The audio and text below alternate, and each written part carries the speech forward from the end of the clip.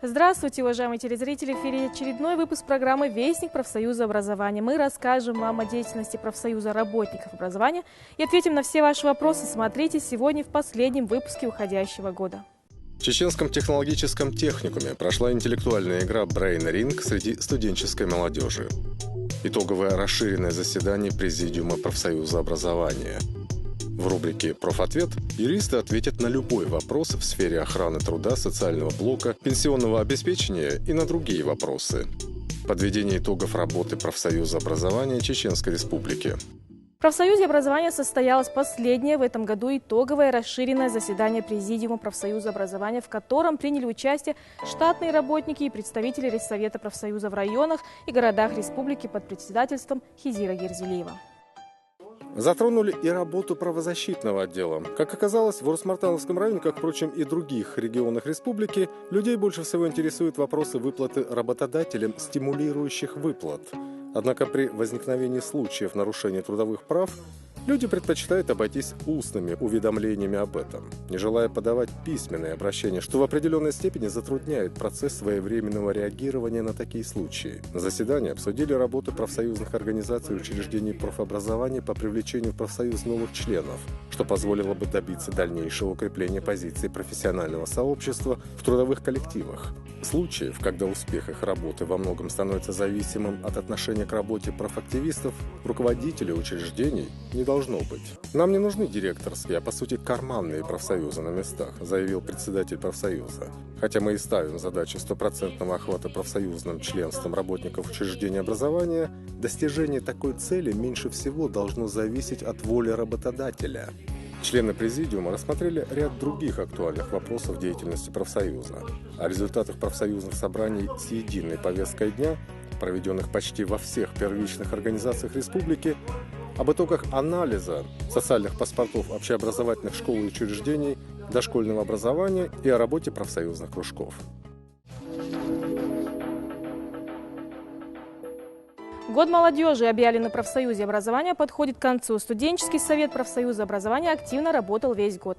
В декабре в Чеченском технологическом техникуме прошла интеллектуальная игра Brain Ring среди студенческой молодежи, организованная администрацией и студенческим профсоюзным комитетом данного образовательного учреждения при поддержке Рейссовета профсоюза.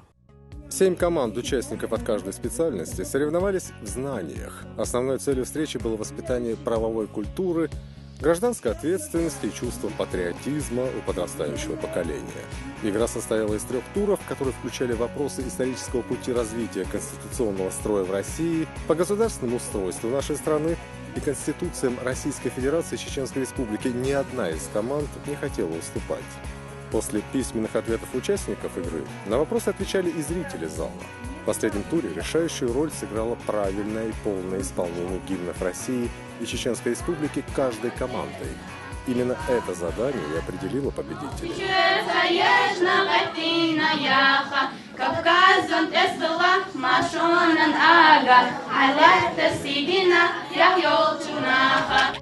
Все участники показали хорошие знания по данной тематике и приняли активное участие в мероприятии. По итогам 3 туров компетентные члены жюри определили победителей. Первое место – команда «Закон», специальность «Правоохранительная деятельность». Второе место – команда «Парламент», специальность «Архивоведение». Третье место – команда «Президент», специальность «Техническое обслуживание и ремонт автомобилей».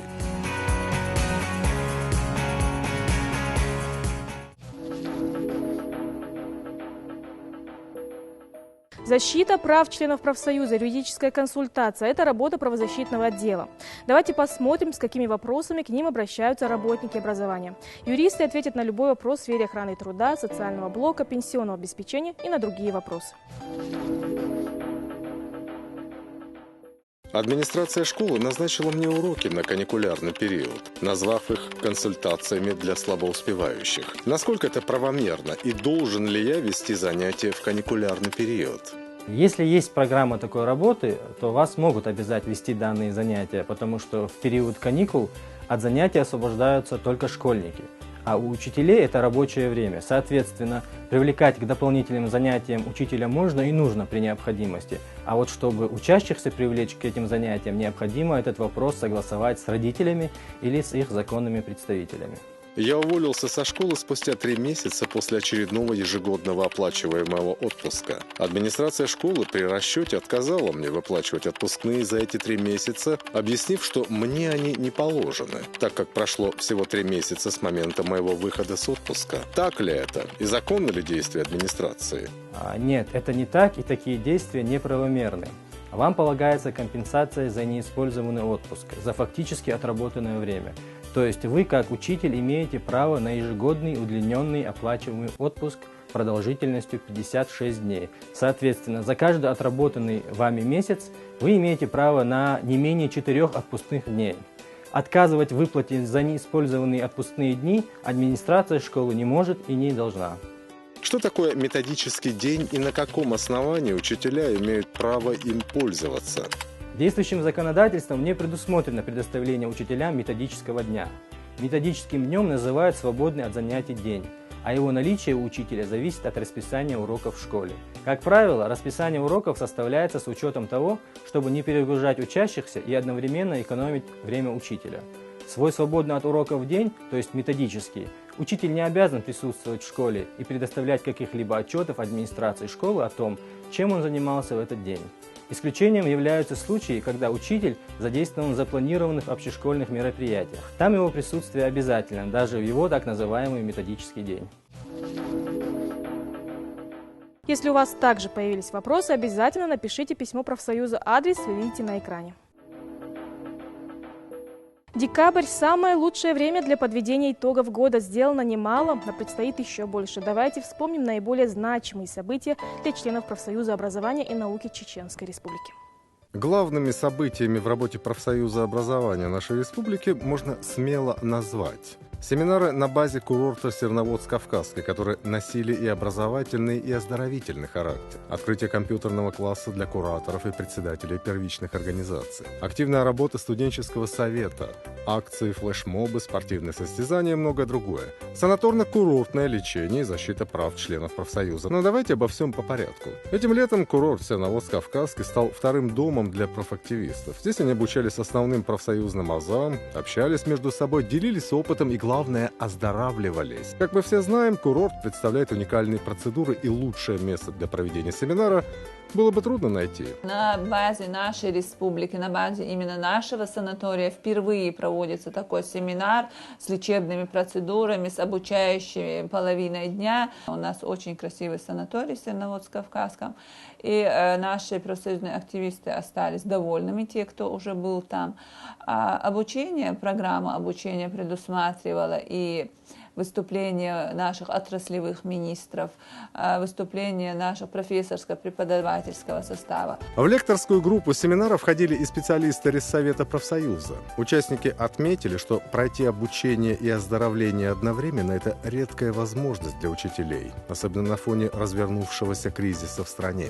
Задача каждого из присутствующих – извлечь из этих семинаров максимальную пользу для себя. Очередной, уже 4-й семинар у нас планируется на январь 2016 года.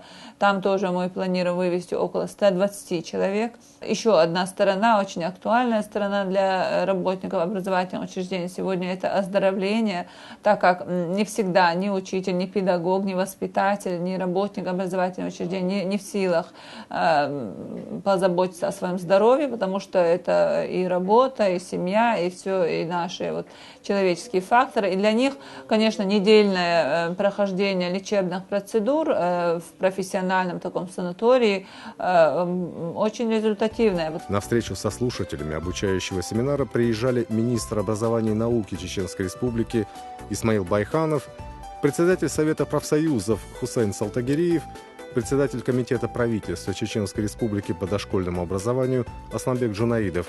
За 10 дней семинара участники услышали лекции ведущих специалистов в сферах экономики, психологии, философии, истории, здравоохранения и юриспруденции. От того, насколько эффективно вы умеете пользоваться основными компьютерными программами, зависит результативность и качество вашей работы в целом. Компьютерной грамотности нужно учиться. Для этого и открыли компьютерный курс на базе профсоюза образования. На этих занятиях обучающихся знакомят с известными программами, профсоюзными сайтами, научили поиску полезной информации в интернете, сохранению отдельных текстовых графических файлов из интернета. В скором времени будет открыт отдельный кабинет – компьютерный стационарный класс. У руководителей курса много работы впереди. Обучение должны пройти более 800 председателей первичных организаций. Немаловажной частью профсоюзной деятельности является также и кружковая работа. Опытные профактивисты находят здесь новую информацию, а новички перенимают ценный опыт мастеров. У нас в первичных профсоюзных организациях действует и работает более 400 профсоюзных кружков, в которых у нас более 3500 слушателей. Что ожидает в 2016 году? Мы планируем проведение компьютерных курсов для председателей первичных профсоюзных организаций. И также, естественно, мы планируем продолжение курсов для председателей первичных профсоюзных организаций на базе санатория Серноводск-Кавказский, где мы должны обучить всех председателей первичных профсоюзных организаций. 23 марта 2015 года на учредительной конференции молодых педагогов и студенческой молодежи был создан студенческий совет профсоюза образования. За 9 месяцев работы Республиканский студенческий совет провел множество мероприятий. В целях патриотического воспитания молодежи в преддверии празднования 70-летия Великой Победы студенты провели флешмоб, на котором вручали жителям города георгиевские ленточки и буклеты об учителях, участниках Великой Отечественной войны. В первой гимназии Грозно студенческий совет организовал мастер-класс от ведущих учителей республики для учащихся Грозненского педагогического колледжа с участием учителей высшей категории. В конце сентября при поддержке профсоюза образования Министерством образования на базе 3 техникумов была проведена республиканская осенняя спартакиада среди студенческой молодежи учреждений профессионального образования. В ноябре студсовет в очередной раз прививал подопечным любовь к спорту. На базе Академии футбола «Рамзан» состоялось большое профсоюзное спортивное мероприятие. Республиканский турнир по мини-футболу среди обучающейся молодежи учреждений профессионального образования собрал на футбольной площадке 160 студентов, членов профсоюза из 16 техникумов и колледжей Чеченской Республики.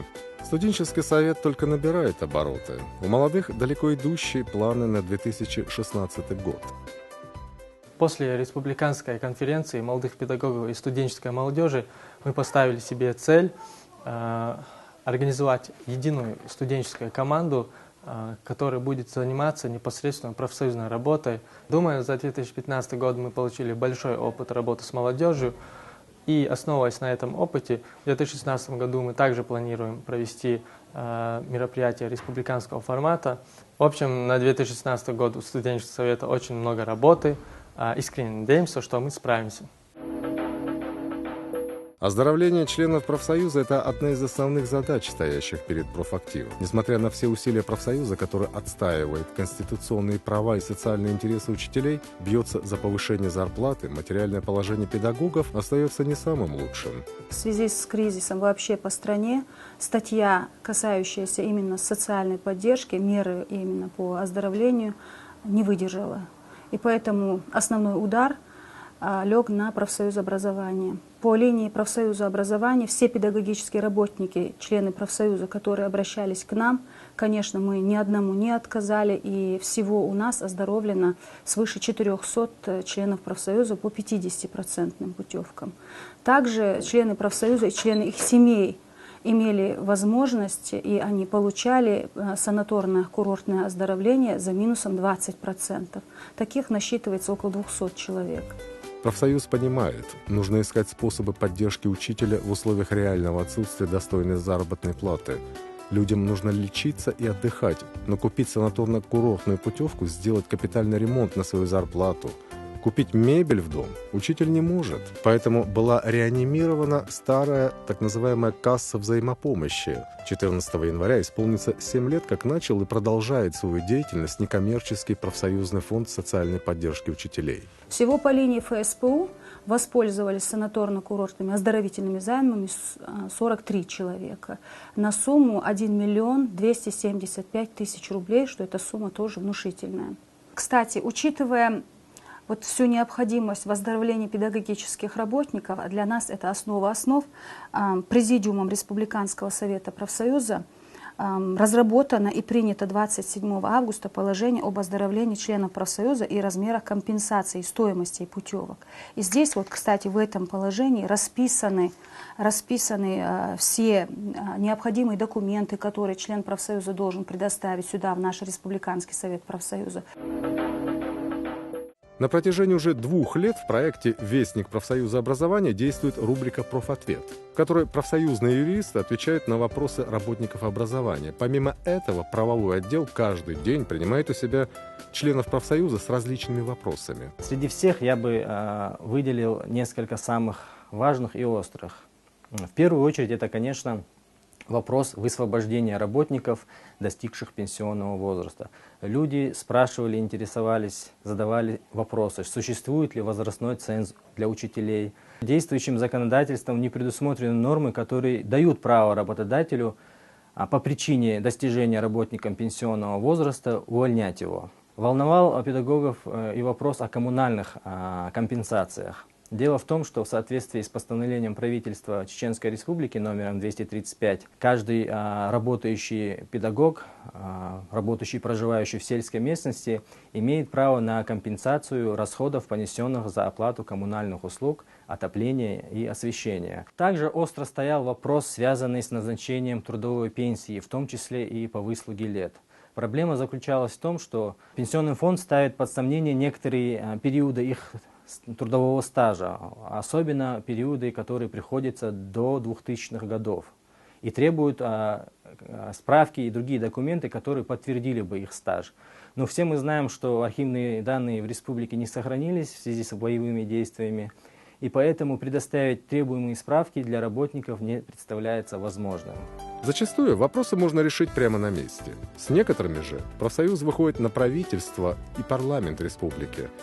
Это более сложные и масштабные вопросы, которые возможно решить только на высоком уровне.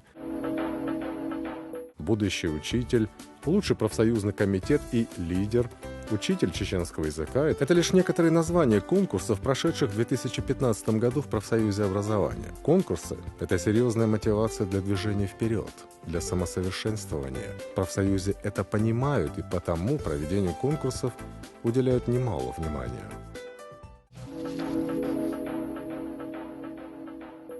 Новый год всегда дарит нам, детям и взрослым, радость, веселье и надежду на то, что все загадано обязательно исполнится.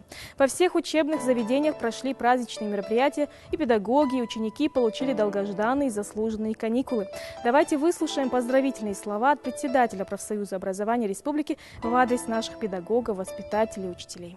Дорогие друзья, коллеги, завершается 2015 год.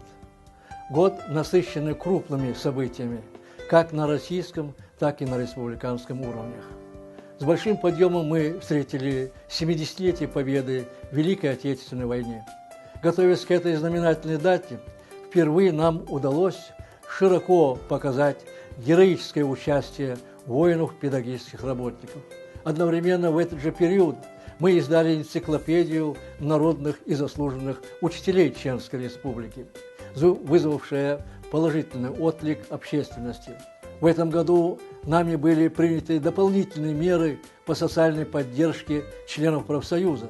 Только за 2 прошедших года Республиканским советом профсоюза направлено на санаторно-курортное лечение свыше 800 работников отрасли, материальную поддержку получили свыше 1500 членов профсоюза, а вот профсоюзными займами воспользовались 2447 человек на сумму более 100 миллионов рублей. Конечно, о приятном можно бы еще говорить. К примеру, о новостройках, о новых дорогах, о чистоте и порядке и прочем. Вместе с тем, было бы несправедливо умолчать о том, что огорчало в уходящем году. Это прежде всего нестабильная ситуация с заработной платой, особенно в учреждениях дополнительного образования. Сильную озабоченность вызывает кампания по высвобождению работников образования, достигших пенсионного возраста. Однако не будем омрачать новогодний праздник проблемами.